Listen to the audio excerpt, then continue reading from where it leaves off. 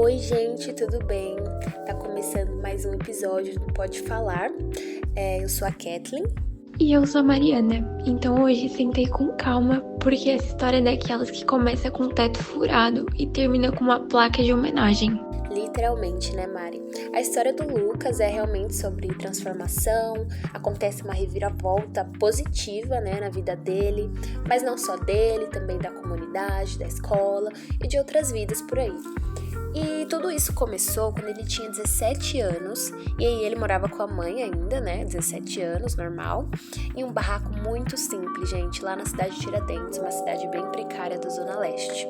Pra quem não conhece, a cidade de Tiradentes fica na zona leste de São Paulo. E é longe, viu? Longe do centro, longe das oportunidades, mas não longe do talento, da coragem, da luta, né, gente? O barraco era bem apertado, o teto pingava até quando não chovia. Vocês acreditam nisso? A mãe do Lucas, a dona Lourdes, ela trabalhava como faxineira, né? Fazendo ali, dando o suor dela, fazendo um milagre com pouco que ela ganhava, né? Que não é um trabalho muito remunerado. Na geladeira, né? No armário da cozinha, o essencial, e olhe lá, né? O Lucas estudava no terceiro ano do ensino médio no SESI Catumbi, lá no Belenzinho. Ele acordava de madrugada para conseguir pegar 2 ônibus e mesmo cansado ele ia, porque no fundo ele sabia que aquilo era o começo de algo bem maior. A escola, gente, do Lucas, rachaduras nas paredes, as carteiras tortas, quebradas, né? O giz estava sempre quebrado, e quando tinha giz? Mas tinha gente ali que acreditava ainda, e o Lucas era um deles, né? Tinha o professor que segurava ainda um pouquinho, o coordenador que, né, dava os esforços dele para fazer uma vaquinha, para poder passear com os alunos na feira de profissões. O Lucas, ele era aquele aluno que não tirava as melhores notas, mas ele prestava atenção em tudo. Ele era muito curioso e, mais que isso, ele era um líder. Organizou mutirões de limpeza na rua, campanha de doação, grupo de estudo e tudo mais. Só que, como muita gente, ele estava meio perdido ainda, como muitos jovens, né, nessa fase da vida.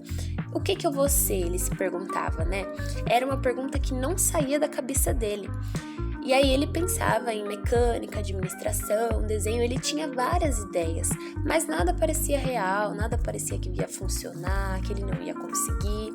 E aí também, né, tem a grana que apertava um pouquinho, né, na hora de estudar e tudo mais. Então ele tinha que estudar muito. E aí a pressão era: preciso ajudar em casa logo, eu preciso ajudar a minha mãe. Minha mãe não tá conseguindo dar conta de tudo sozinho. Preciso dar uma vida melhor pra gente. Foi numa noite abafada, com o ventilador fazendo mais barulho que o vento, que tudo mudou. O Lucas, ele pegou o celular velho da mãe, sabe aquele lá com a tela bem trincada? Ele abriu o navegador e pesquisou como escolher uma profissão sem dinheiro.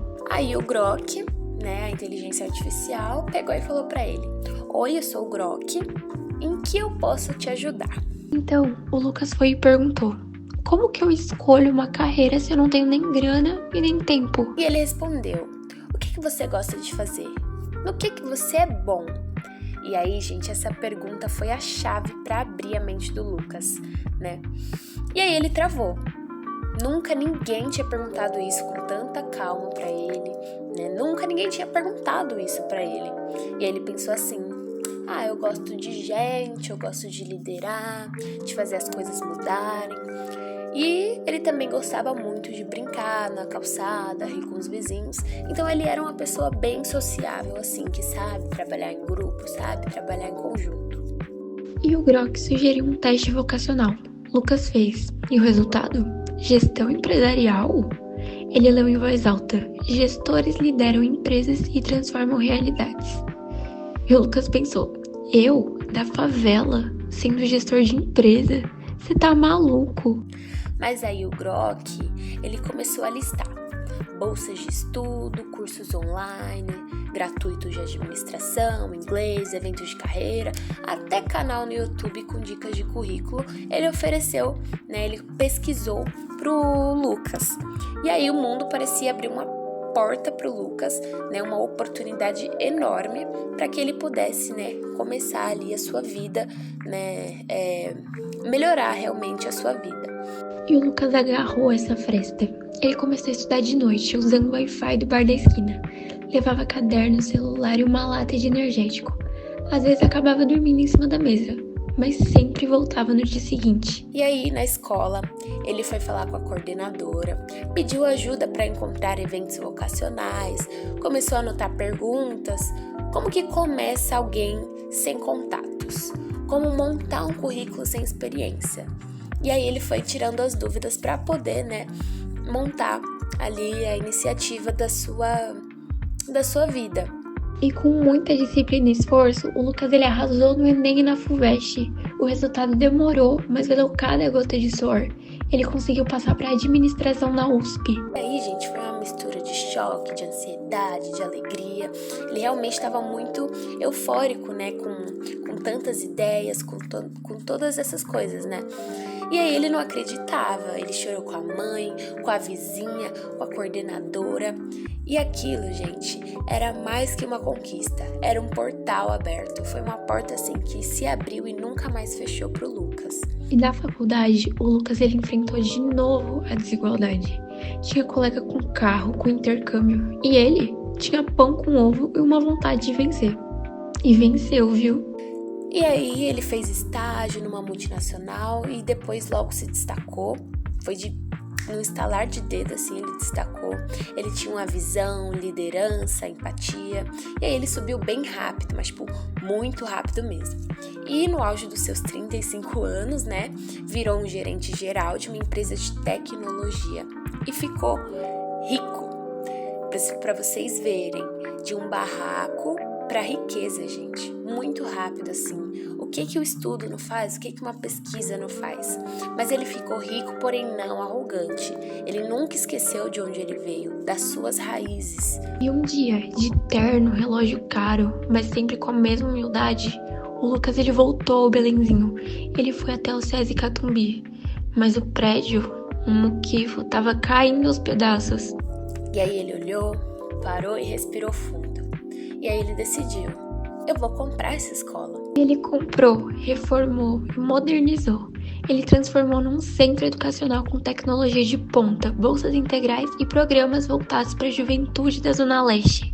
O lugar virou uma referência, nas paredes tinham quadros com ex-alunos, salas com tablets, oficinas de robótica, orientação profissional, porque para um lugar que não tinha nada, cara, essa é a escola dos sonhos, Era tudo o que ele queria, gente, quando ele tinha 17 anos. E agora ele dava para as outras pessoas, para que as outras pessoas pudessem desfrutar de algo melhor, de uma escola melhor, de um ambiente mais agradável. Mas anos depois, sentado numa sala de vidro no último andar, o Lucas pegou o celular e bateu uma nostalgia. E ele abriu o Grok. E o Lucas pegou e falou assim pro Grok, você lembra de mim? E nisso a IA respondeu, você fez história, Lucas. Gente, a história do Lucas é uma ficção, mas podia ser real e é real em muitas vidas, em muitas realidades. Quantos jovens hoje estão nesse exato momento procurando no Google ou em uma inteligência artificial ou pesquisando com pessoas como mudar de vida, gente, porque quando bate o desespero a gente não sabe para onde a gente vai, porém tudo tem uma solução, sabe? E às vezes só falta um estalar de dedos, um clique, uma lâmpada na cabeça, uma conversa, uma chance para que você possa mudar de vida, para que você possa construir o seu futuro. E sabe qual que é o mais bonito? Ele não mudou sua própria vida, ele virou uma ponte para muita gente conseguir cruzar para outro lado, para migrar para o lado das oportunidades. E se essa história te tocou, compartilha muito. Acompanhe os nossos podcasts, que a gente sempre está trazendo muitas histórias aqui emocionantes muitas ideias também para que você comece com uma iniciativa para mudar de vida, porque o sonho, gente, de todo mundo é real, pode se tornar realidade sim, e merece ser contado, multiplicado e vivido intensamente. E foi isso. A gente se vê no próximo episódio do Pode Falar. Até mais, gente!